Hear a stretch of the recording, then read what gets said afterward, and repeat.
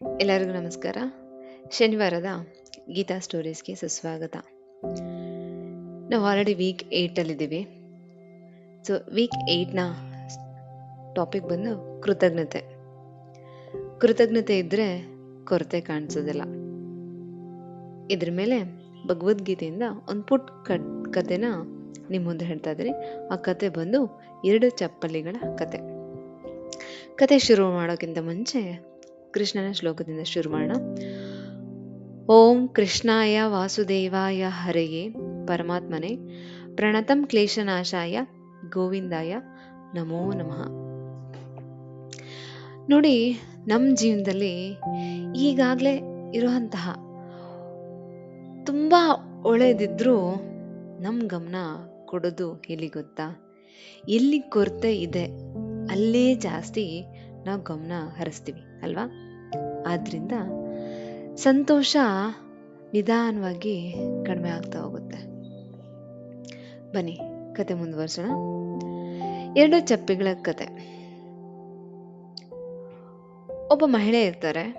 ಅವರು ಪ್ರತಿದಿನ ತಮ್ಮ ಕಷ್ಟಗಳ ಬಗ್ಗೆ ಯೋಚಿಸ್ತಾನೇ ಇರ್ತಾರೆ. ನನ್ನ ಮನೆ ಚಿಕ್ಕದು, ನನ್ನ ಬಳಿ ಹೆಚ್ಚು ಹಣ ಇಲ್ಲ, ಯಾರು ನನ್ನನ್ನು ಅರ್ಥ ಮಾಡ್ಕೊಳ್ಳೋದಿಲ್ಲ ಎಂದು ಸದಾ ಬೇಸರ ಪಟ್ಕೊಂಡಿರ್ತಾರೆ. ಒಂದಿನ ಅವರು ದೇವಸ್ಥಾನಕ್ಕೆ ಹೋಗ್ತಾರೆ. ನಡೆದ್ಕೊಂಡು ಹೋಗ್ತಾ ಇರಬೇಕಾದ್ರೆ ಅವ್ರ ಚಪ್ಪಲಿ ದಾರಿನಲ್ಲಿ ಕಿತ್ತೋಗುತ್ತೆ.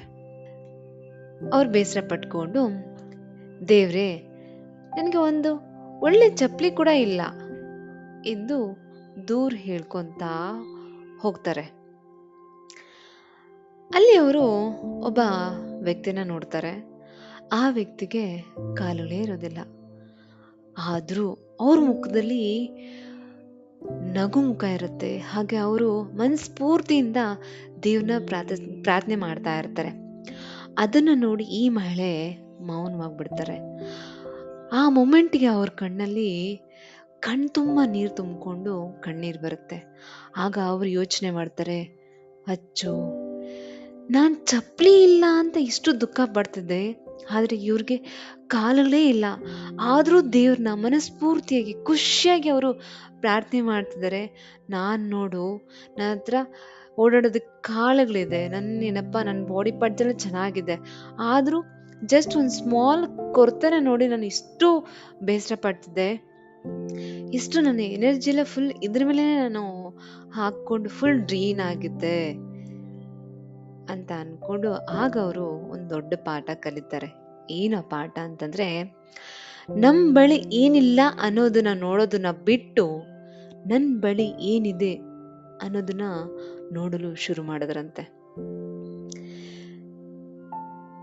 ಶ್ರೀಕೃಷ್ಣ ಭಗವದ್ಗೀತೆಯಲ್ಲಿ ಏನ್ ಹೇಳ್ತಾರೆ ಅಂತಂದ್ರೆ, ನಮ್ಮ ಮನಸ್ಸು ಯಾವಾಗ್ಲೂ ಕೊರತೆ ಮೇಲೆ ಇರಬಾರ್ದಂತೆ, ನಮ್ಮಲ್ಲಿರುವಂತಹ ಬ್ಲೆಸ್ಸಿಂಗ್ಸ್ ಮೇಲೆ ಇರ್ಬೇಕಂತೆ. ಆಗ್ಲೇ ನಮ್ಗೆ ಶಾಂತಿ ಸಿಗುತ್ತೆ. ಈಗ ನೋಡಿ, ಬಹಳಷ್ಟು ಹೆಣ್ಮಕ್ಳು ಅವ್ರು ಏನ್ ಅನ್ಕೊಂತಾರೆ, ಅವ್ರು ಮಾಡಿರೋ ಕೆಲ್ಸಕ್ಕೆ ಅಪ್ರಿಷಿಯೇಟ್ ಮಾಡಲ್ಲ, ನನಗೆ ಟೈಮ್ ಕೊಡಲ್ಲ, ನನ್ನ ಜೀವನದಲ್ಲಿ ಏನೂ ಇಲ್ಲ ಅಂತ ಯೋಚನೆ ಮಾಡ್ತಾರೆ. ಆದ್ರೆ ಪ್ರತಿದಿನ ಕುಟುಂಬ, ಮಕ್ಕಳು, ಆರೋಗ್ಯ, ಮನೆ, ಇವುಗಳಿಗೆ ನಾವು ಧನ್ಯವಾದ ಹೇಳಲು ಆರಂಭಿಸಿದ್ರೆ ಆಗ ನಮ್ಮ ಮನಸ್ಸು ಬದಲಾಗೋದಕ್ಕೆ ಶುರು ಆಗುತ್ತೆ. ಈ ಕಥೆಯಿಂದ ನಾವು 5 ಕೀ ಲೆಸನ್ಸ್ ಏನ್ ಕಲಿಬಹುದು ಅಂತಂದ್ರೆ, ಮೊದಲನೇದು, ಕೃತಜ್ಞತೆ ಮನಸ್ಸಿಗೆ ಶಾಂತಿ ಕೊಡುತ್ತದೆ. ಎರಡನೇದು, ಇರೋದನ್ನ ನೋಡಲು ಅಭ್ಯಾಸ ಬೆಳೆಸ್ಕೊಳ್ಬೇಕು. ಮೂರನೇದು, ಕೊರತೆ ಮೇಲೆ ಗಮನ ಕೊಟ್ರೆ ದುಃಖ ಹೆಚ್ಚಾಗುತ್ತದೆ. ನಾಲ್ಕನೇದು, ಆಶೀರ್ವಾದಗಳನ್ನ ಎಣಿಸಿದರೆ ಸಂತೋಷ ಹೆಚ್ಚಾಗುತ್ತದೆ. ಐದನೇದು, ಕೃತಜ್ಞತೆ ನಮ್ಮ ದೃಷ್ಟಿಕೋನವನ್ನೇ ಬದಲಾಯಿಸುತ್ತದೆ. ಈ ಕಥೆಯಿಂದ ನೀವೇನ್ ಆಕ್ಷನ್ ಸ್ಟೆಪ್ ತಗೋಬಹುದು ಅಂತಂದ್ರೆ, ಇವತ್ತು ರಾತ್ರಿ ಮಲಗೋಕ್ಕಿಂತ ಮುಂಚೆ ನಿಮ್ಮ ಡೈರಿ ನೀವು ಯೂಸ್ ಮಾಡ್ತಿದ್ರೆ ಆ ಡೈರಿನಲ್ಲಿ ಒಂದ್ 3 ಬ್ಲೆಸ್ಸಿಂಗ್ಸ್ನ ನಿಮ್ಮ ಹತ್ರ ಆಲ್ರೆಡಿ ಇರೋಂಥ 3 ಬ್ಲೆಸ್ಸಿಂಗ್ಸ್ನ ಬರೀರಿ.